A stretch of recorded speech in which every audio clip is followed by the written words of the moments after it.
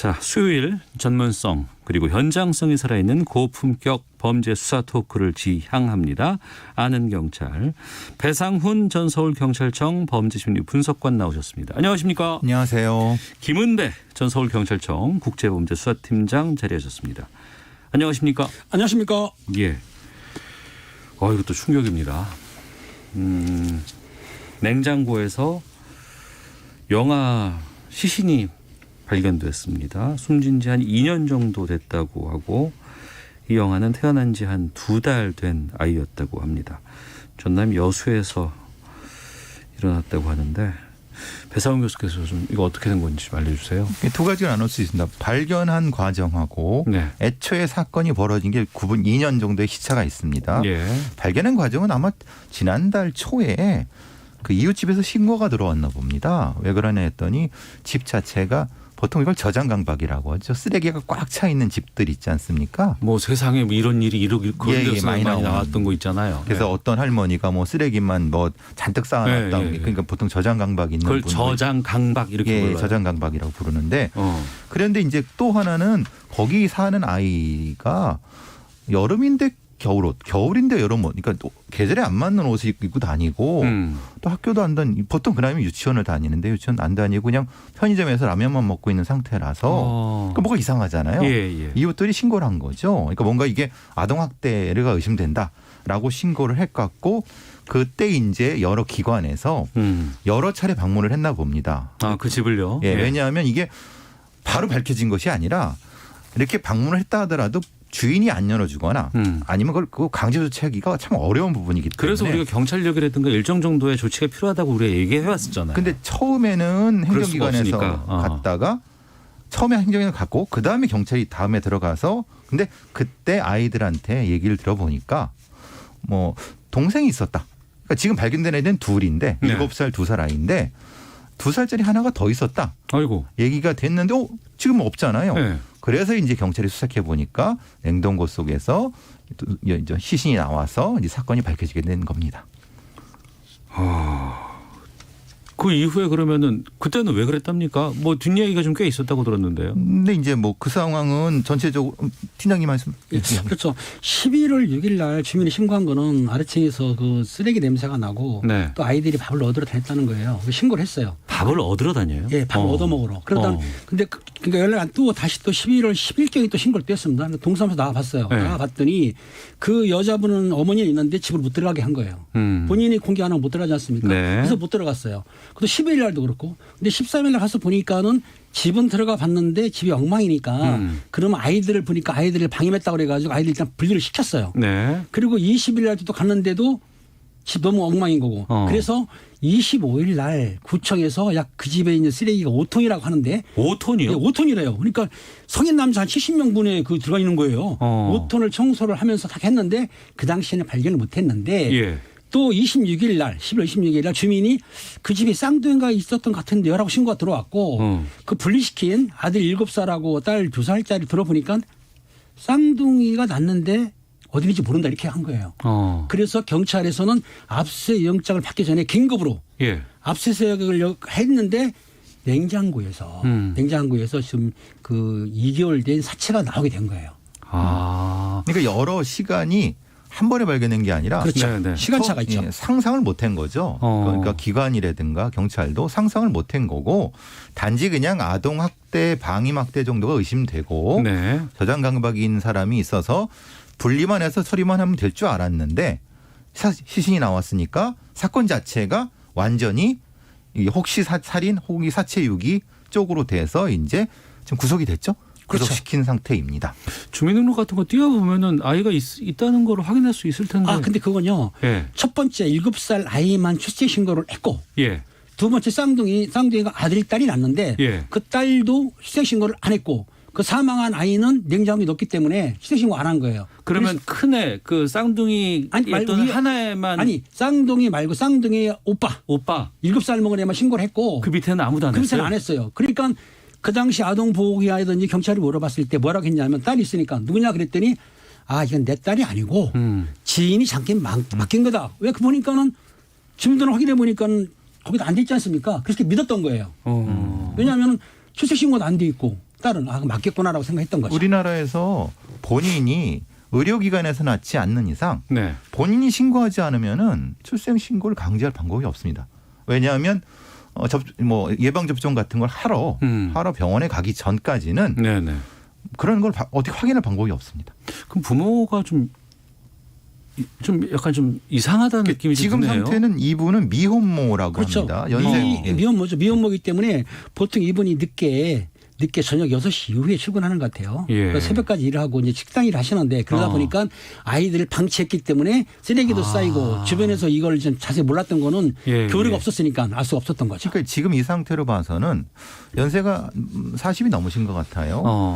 그런 상태에서 출산을 하게 됐고 그러면 그 여타간에 여러 가지 저간의 사정이 분명히 있을 거라고 보여집니다. 또 다른 가족도 분명히 있을 것인데 지금 상태로 봐서는 그 가족의 관계도 많이 단절된 것 같고 그러니까 혼자 출산을 하셨고 저렇게까지 아이를 방임한 형태의 상황을 이렇게 여기 설명이 됩니다만은 조금 더 그 주변 가족 관계는 확인을 해봐야 되는 상황인 거고 지금은 이제 분리돼서 구속된 상태입니다. 네. 이 전에도 냉장고에다가 그 아이 시신을 유기한 경우가 좀 있었다는 얘기를 들었었어요. 어떻습니까? 2006년도에 그 7월 달인데요. 그 설해마을 영화 그 유기 사건 유명했었잖아요. 그 프랑스인 부부가 실제적으로는 국내에 있다가 외국으로 프랑스를 갔는데 그 냉장고, 그 똑같은 겁니다. 냉장고에서 사체 2가 나온 거예요. 근데 요건은 아기를 그 친모가 살해했던 거예요. 네. 아이를 살해한 다음에 냉장고에 넣어놨던 거고 2017년도 마찬가지로 그 부산에서도 그런 사건이 있었는데 그때도 아이를 고의로 살해한 건 아니고 아이가 사망했는데 어떻게 묻어주거나 처리를 안 하고 또 냉장고에 넣어놨어요. 냉장고에 보관했던 거죠. 이런 사건이 있는 거 보면은 제가 보니 이렇습니다. 왜냐하면 냉장고 넣어놓는 거는 실제적으로 냉동 보관을 해야 사체가 냄새가 안 나죠. 그러다 보니까는 영아가 죽었을 때 신고를 하는 게 아니고 냉장고에 둬서 보관하는 경우가 왕왕 있는 거죠. 근데 설해마을 사건의 프랑스인 여자 지금 이름이 저도 가물가물한데 그 경우는 프랑스에서도 한 건이 있었습니다. 그래요? 프랑스에서도 똑같은 방식으로 영아를 살해해서 그때는 그 벽난로라고 하죠. 거기서 태웠습니다. 그 건이 이제 밝혀졌는데 그러니까 그 프랑스 여성은 사실 상습적인 거였죠. 그러니까 그 여성이? 예, 여성이었죠.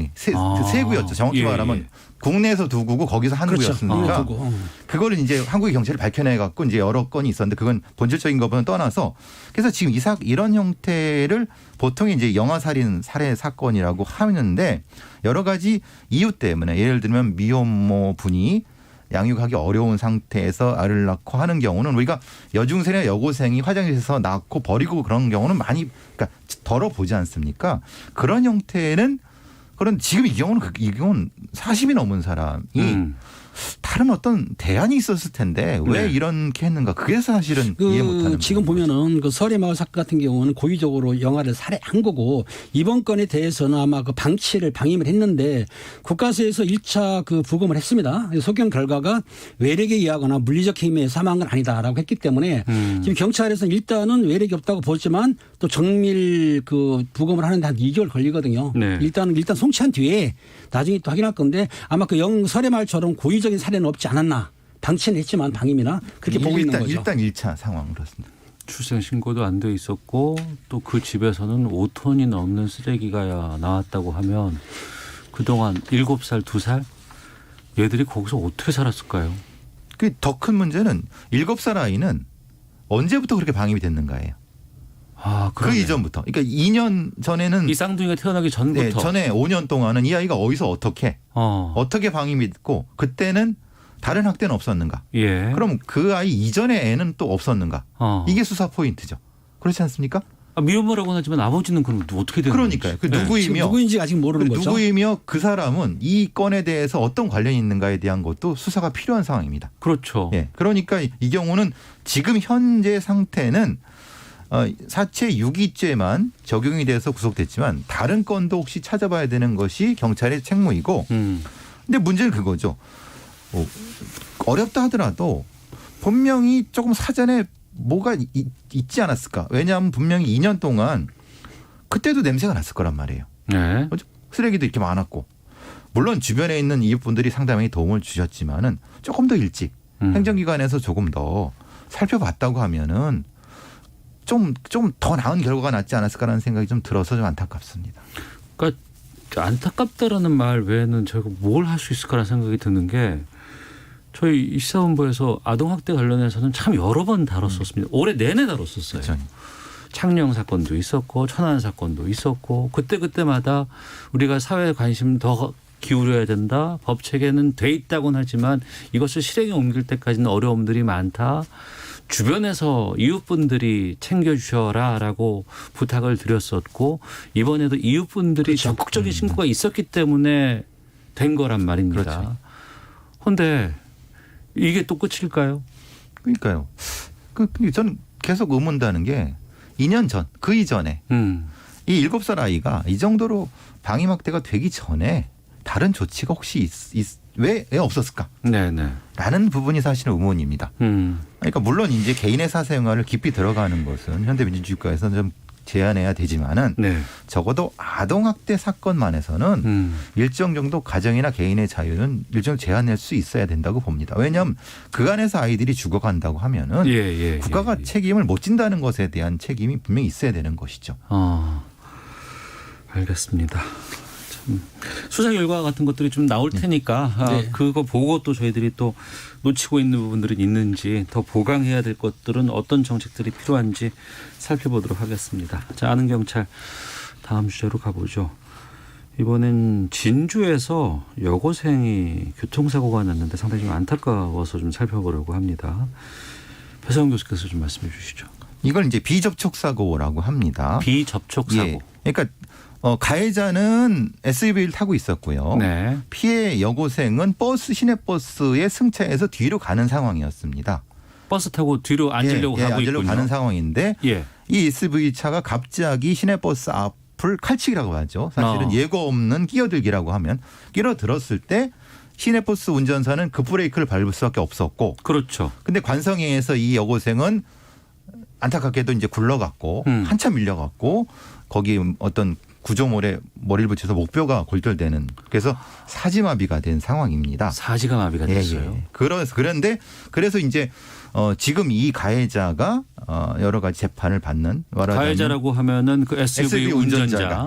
그래서 교통사고통이 특례법상으로 재판을 받고 근데 이제 형량이 너무 적고 또 하나는 이 피해자에 대한 사과라든가 다른 조치들이 전혀 없었다. 그래서 이 상황을 이 여고생의 가족이 국민청원을 올려서 알려지게 된 사건입니다. 그러니까 뭐 자기가 운전해서 사람을 치거나 뭐 이렇게 한 것은 아니지만 그리고 뭐 운전 미숙일 수도 있고 불가항력적으로 갑자기 뭐 그 급정거려서 끼어든다거나 이럴 수는 있다고는 하지만 그게 아니고 칼치기라고 지금 얘기하셨잖아요. 그렇죠.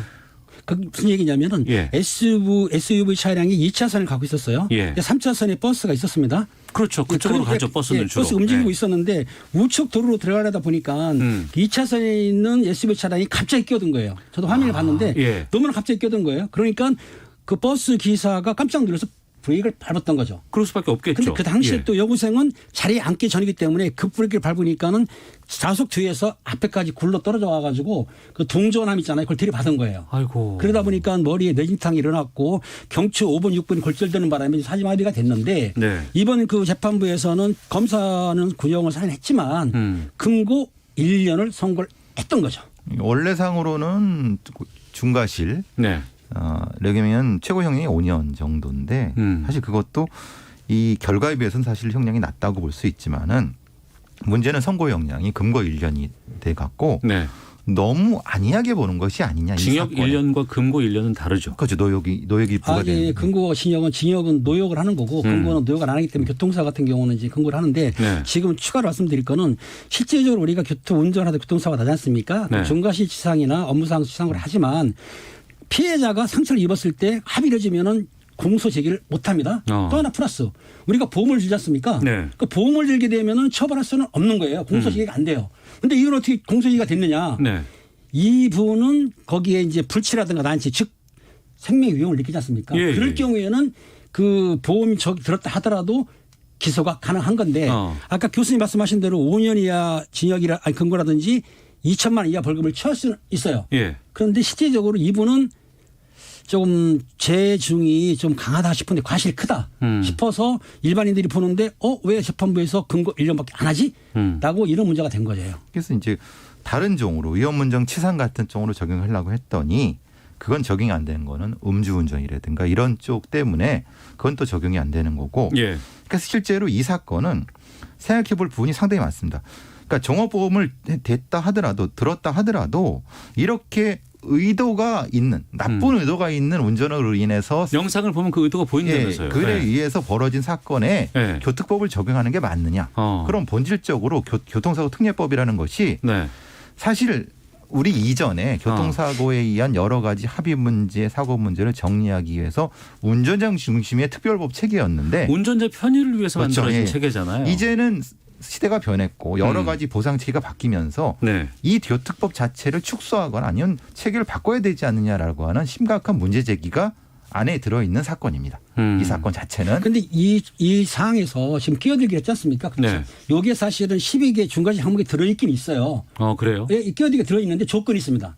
이게 뭐냐면 건널목이라든지 터널 안이라든지 그다음에 뭐 다리 위라든지 특수한 장소에서만 그렇죠. 예. 안전표시가 된 데가 그 당시 그 SUV 차량이 사고 날 때는 안전표시가 없었기 때문에 그 12개 중과실 항목을 적용을 안 했던 거예요. 네. 하지만 처벌할 수 있는 게 뭐냐면은 피해자가 지금 사지마비이기 때문에 그거를 했기 때문에 처벌을 받는 거죠.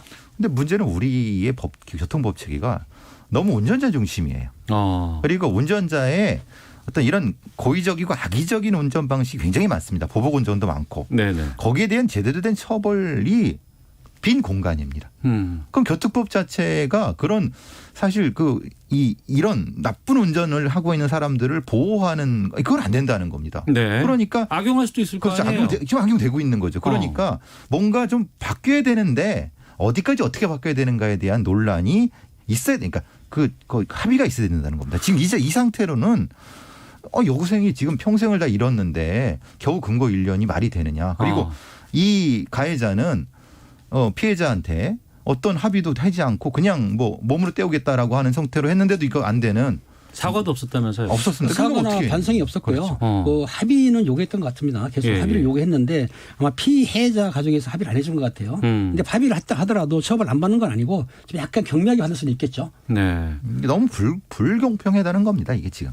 음주운전에 대해서는 우리 경각심이 상당히 높아졌어요. 그리고 근데 또 이제 운전을 하다 보면은 저 운전자가 어떻게 생겼는지는 모르겠지만 차 뒷모습만 보면 저 느낌이 오시죠. 예. 네, 어떤 사람이겠구나라고 느껴질 때가 상당히 많이 있습니다. 요새는 또 도구가 있지 않습니까? 블랙박스도 있고. 그러니까 예전에는 그런 도구가 없었을 때는 그 운전자의 동기를 추정하지 하기 어려웠는데 지금은 그걸 할 수 있는 컴프런치 할 수 있는 게 많이 있는데요. 네네. 그러니까 법 체계는 거기를 못 따라간다는 겁니다. 법 체계가 못 따라간다. 게다가 그럼 이것 좀 여쭤볼게요. 앞서 합의도 안 됐다고 하셨잖아요. 사과도 없었다고 하고. 사고 없었대요. 네. 운전자가 종합보험 가입했다고 해서 감형하는 거 이건 어떻게 보세요? 아니 종합보험이 가입되면은 네. 일반 사고는 기소를 못 합니다. 안 합니다. 아예 안 하는 거죠. 그렇죠? 아예. 근데 왜냐하면 일반 합의한 거랑 사고는. 똑같이 보거든요. 예, 그런데 예. 종합보험이 가입됐다 하더라도 아까 말한 대로 12개 항목에 해당되게 되면은 별도 합의를 해야 돼요. 그렇죠. 추가로. 네. 그리고 뭐 민사소송 별도로 하더라도 네. 그러다 보는데 일단 보험이 들었다고 한다면은 운전자들을 보호하기 위해서 아까 교수님 말한 대로 교통사고 특례법상 피해자가 합의한 걸로 간주하기 때문에 종합보험이 되게 되면 감형을 해 주는 게 지금들이 통상적인 절차인 거죠. 사실. 근데 문제는 이겁니다. 이게 운전자를 위한 거냐 아니면 보험사를 위한 거냐고 논란이 되는 거예요. 게다가 그럼 피해자는 그럼 저 사람이 종합보험 든 사람이면은 다르고 안 든 사람이면 다르고 그러니까요. 사고를 네. 유발한 사람이 어떤 보험을 갖고 있는지 어떻게 알아요 그거를? 그래서 네. 이걸 분명히 바꿔야 되는데 분명히 이건 이 종합보험사가 무엇인가 이득을 얻고 있다. 이런 부분에 대한 논란도 분명히 있습니다. 일부지만은. 네. 왜냐하면 분명히 이게 바뀌어야 된다는 건 아는데 이거 분명히 그냥 이런 사고 나면 종합보험 가입해 종합보험 처리한다고 하면 거기서 합의하고 끝나고 피해자는 나 몰라라. 네. 이 상태라는 겁니다.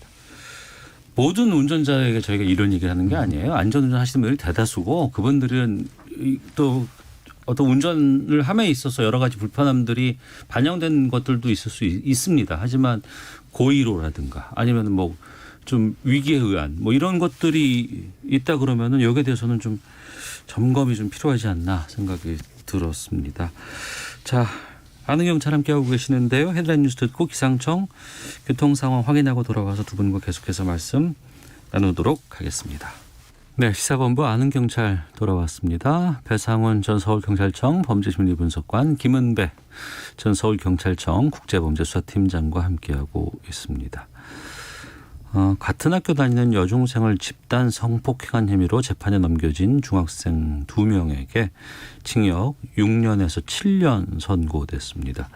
김은배 팀장님, 어떤 사건인지를 좀 정리해 주세요. 그렇습니다. 정말 가슴 아픈 사건인데요. 2019년 12월 23일 오전 3시경에 일어난 일인데요.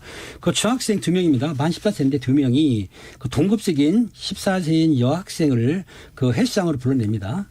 술 불러낸 다음에 술을 강제로 먹인 거예요. 술 먹어서 의식을 잃은 여학생을 아파트 28층에 끌고 올라가서 계단에서 그 한 명은 성폭행을 했고 한 명은 성폭행 미수를 한 거예요. 그런데 이 여학생을 끌고 갈 때 계단에 부딪히고 해가지고 뇌진탕을 입힐 정도로 상처를 줬어요. 그리고 그중에 한 명은 그 휴대폰으로 이 여학생의 옷을 벗긴 다음에 나체로 사진을 찍은 사건이에요. 이 사건이 지금 그 1년까지 되는데 지금 법원에서 판단이 나온 겁니다. 네. 중간에 이제 팀장님은 불편해서 말씀 안 하시지만 경찰의 부실 수사 논란이 또 있었죠. 그래서 그 담당자들이 징계를 받은 상황입니다. 네. 그리고 그러니까 수사가 부실한 거는 변명할 여지가 없습니다. 피해 여중생의 어머니가 청와대 국민청원에 글을 올렸고 40만 명이 동의할 만큼 공분을 샀었던 사건이라고 합니다. 재판부 선고 결과 지금 징역 6년에서 7년 선고가 나왔는데 어떻게 보세요? 장기 7년에서 5년. 네, 그 사건은 지금 성폭력 특별법이기 때문에 네. 이거 성폭력 특별법의 강간치상 같은 경우에는 무게나 10년을 때릴 수가 있어요. 예. 그러니까 검찰에서는 구형 10년하고 단계로 7년을 했는데 네. 재판부에서는 성폭행범한테는 장기 7년, 단기 5년, 네. 그리고 공범했던 그 미수범한테는 장기 6년, 단기 4년 했는데 소년법에 의하면은 그 부정기형이라고 하는데요. 장기 10년이나 그리고 단기 5년 이상은 소년법상 미성인자는 때릴 수가 없습니다. 그러니까 재판부에서는 10년, 5년 정해가지고 7년, 5년, 6년, 4년을 선고한 거죠. 그러니까 청소년들한테는 장기 단기 이렇게 나오는 이유가 뭐예요? 그러니까 그 중간에 네. 교화가 되면 단기로 가고 네네. 교화가 안 되는 정도에 따라 단기요. 그러니까 5년에 나올 수 있는 거고 성행을 파악해서 7년까지 갈 수 있다라고 하는 소년법의 특례가 적용이 된 겁니다. 네. 그런데 네. 지금 이거는 그냥 개별 사건도 매우 위중한 사건입니다. 말하자면 둘이서 야간에 네. 그러니까 특수강간 이게 상당히 위험한 거거든요. 사람이 죽을 수도 있는 겁니다. 심각하게 상해를 입었고요. 성인 같으면 이 정도 형량이면 말도 안 되는 거고요. 네. 소년이라 하더라도 이거는 사실은 좀 너무 미약하다라는 것이죠. 이 형량 자체가. 네. 가해자가 중학생이라고는 하지만 진짜 그 피해자의 얘기를 들어보면은 정말 너무 화가 나서 엄벌에 처해달라는 분이 40만 명이나 됐어요. 근데 이 선고 형량은 어떻게 평가가 될까요? 두 분께서는 뭐라고 보십니까? 실질적으로 지금 미성년자 그 가해자가 네. 그 재판에서 판단을 했냐면은 그 수법이 대담하고 또 잔혹한 건 알고는 있지만 그 우리나라가 14세 미만자는 형사 미처벌 못하지 않습니까? 촉법이라면서요. 아니, 14세 미만은. 네. 그런데 14세는 만 14세가 지났어요. 중3기 때 지났는데 그러니까 만 14세 지난 지 얼마 안 됐다. 그렇게 이제 판단을 해준 거기 때문에 실제적으로 지금 미성년자 같은 경우에 징역 7년 장기라고 하지만은 아까 말씀드린 대로 장기 7년 단기 5년이면은 5년을 살고 심사를 해서 이 사람이 교정이 된다 그러면은 석방시켜주지만 아니면 7년을 살아야 되거든요. 예. 그러니까 7년 산다는 건 작은 건 아니에요. 하지만 피해자 입장에서 볼 때는 저 정도면 10년은 살아야지라고 하지만 또 재판부에서 보기에는 미성년자를 겨우 지났는데 그럴 필요 있겠냐라고 싶어가지고 선고한 걸 봐서는 재판부에서 많이 고심했던 것 같아요. 이게 소년법 그래서 사실 이것 때문에 소년법 폐지에 대한 얘기가 나오는 거죠. 저희 몇 번 다뤘었어요. 예. 왜냐하면 수법이 성인 못지않고 성인을 너무 능가한단 말입니다. 네. 또 이 범죄자들이 조사받는 과정에서도 다른 범죄를 저지르고 돌아다니고 전혀 뭐 개전의 정도 없고 이런 상태였고 그것을 또 판결문에 나와 있는 상태이고요. 그러면 이거를 단순히 나이로 자를 이유가 있느냐 이런 애들을 예. 이거는 그냥 그것의 핑계일 뿐이지 실제로는 이 경우는 가중처벌을 했어야 된다. 분명히 자기 행위의 인식이 있는 상태에서 나이 때문에 이렇게 미약한 처벌을 한다라고 하는 것 자체 때문에 소년법 폐지에 대한 여론이 있는 거죠. 피해자가 있고 피해를 당했잖아요. 근데 가해자가 몇 살인지에 따라서 형량이 달라진다는 거 그것도 피해자 입장에서 본다 그러면 상당히 억울할 일 아니겠습니까? 그렇죠. 피해자 입장에서 억울하는데 대한민국의 법이 소년법도 있고 또 미성년자 처벌 안 하는 법이 있지 않습니까? 예. 그러니까 법을 개정하지 않는 한 재판부에서는 이 법을 적용해 가지고 일반 시민들이 감정에 어긋나게 판결을 하는 것이죠. 그동안 촉법 소년 이거 나이도 좀 바꿔야 되고 특히 이제 청소년 범죄가 워낙에 지금 많이 나오고 또 이들의 그 범죄도 상당히 좀 잔혹한 것들도 많이 좀 등장을 하고 있는 상황에서 좀 관련된 형량도 좀 높여야 된다는 얘기도 많이 나오곤 있습니다. 두 분께서 좀 의견 좀 주세요. 저는 이제 형량 높이는 것의 전에 네. 이들의 어떤 그 형량 말고의 다른 형태의 어떤 부가형을 우리가 고민해 봐야 된다. 부가형? 예를 들면 이런 거죠. 이들을 단순히 교도소만 보내는 것 자체로 교화가 되리라는 보장은 없습니다. 그러면은 교도소에 있을 때 이들을 집중적으로 교화할 수 있는 실질적인 프로그램이 우리나라에 존재하느냐. 그 내에서의 프로그램이 있어야 된다. 단 2년 3년을 수용한다 하더라도 정신이 번쩍 들게 할 수 있는 프로그램이 있다고 하면은 오히려 형량의 문제가 아니라 그 프로그램의 문제가 돼야 된다. 나 갔다 나오면 그만이야 이런 말 못 나오게. 그렇죠. 그렇게 해야 된다는 거죠. 그거에 돈을 써야지 엉뚱하게 돈을 쓰면 안 된다. 알겠습니다. 예.